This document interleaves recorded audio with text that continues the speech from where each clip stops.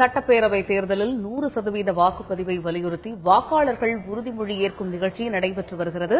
அதன் நேரடி காட்சிகளை தற்பொழுது பார்க்கலாம்.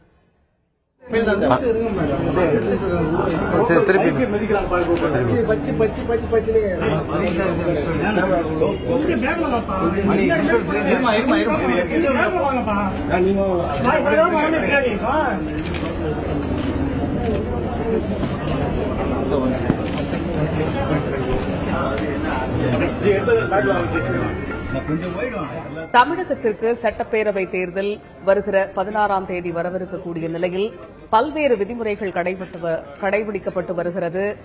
சட்டப்பேரவை தேர்தலுக்கான தேதி அறிவிப்பு கடந்த மார்ச் 4ஆம் தேதி வெளியிடப்பட்டது. அதன் பிறகு தமிழகத்தில் தேர்தல் விதிமுறைகள் நடைமுறைக்கு வந்தது.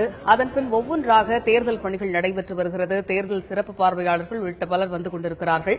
இந்த நிலையில் சட்டப்பேரவை தேர்தலில் 100% வாக்குப்பதிவை வலியுறுத்தி வாக்காளர்கள் சென்னை மாவட்ட தேர்தல் அதிகாரி திரு சந்திரமோகன் செய்தியாளர்களை சந்தித்து வருகிறார். அதன் நேரடி காட்சிகளை இன்னைக்கு எடுத்துள்ளோம். இன்றைய தினம் அனைத்து அரசு அலுவலகங்களையும் அரசு ஊழியர்கள் இந்த உறுதிமொழியை எடுத்திருக்கிறார்கள்.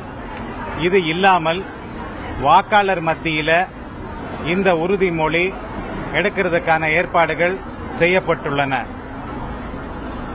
சென்னை மாநகரத்தில் இருக்கின்ற அனைத்து கல்லூரிகள், universities, hospitals, parks, labour establishments, industries, IT companies, இந்த இடங்கள் எல்லாமே மக்கள் வந்து இன்னைக்கு இந்த உறுதிமொழி எடுத்துட்டு இருக்கின்றார்கள்.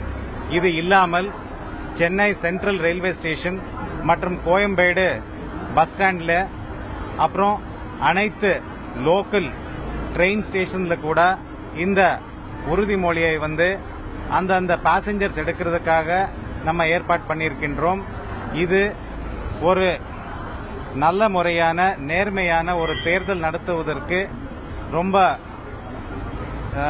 ஹெல்ப்ஃபுல்லா இருக்கும்னு நம்ம எதிர்பார்த்துட்டு இருக்கின்றோம். இன்னைக்கு ஆரம்பிக்க போறோம். இன்னைக்கு நாளைக்குள்ள ஆரம்பிச்சிடும். நாளைக்குள்ள ஆரம்பிக்க போறோம். ஆஃப்டர் தட் 12 to 18 ஹவர்ஸ்ல முடிக்க போறோம். சென்னையில் வந்து அதிக அளவு பணப்பட்டுவாடா தொடர்ச்சியா வந்து அரசியல் கட்சிகள் வந்து புகார் அளிச்சிருக்காங்க. இதுக்கு வந்து தேர்தல் ஆணையம் வந்து என்ன மாதிரியான நடவடிக்கை இருக்குது? சென்னை மாவட்டத்துக்கு உட்பட்ட இடங்கள்ல வந்து என்ன மாதிரியான நடவடிக்கை இருக்கு? சென்னை மாவட்ட தேர்தல் அதிகாரி திரு சந்திரமோகன் செய்தியாளர்களை சந்தித்தார். அப்பொழுது வாக்காளர்கள் வரக்கூடிய தேர்தலில் பணம் வாங்க மாட்டோம் என்பதை உறுதிமொழி எடுப்பதற்காக இன்று தமிழகம் முழுமைக்கும் கிட்டத்தட்ட 1 கோடி பேர் அந்த உறுதிமொழியை ஏற்க இருப்பதாக தெரிவித்தார்.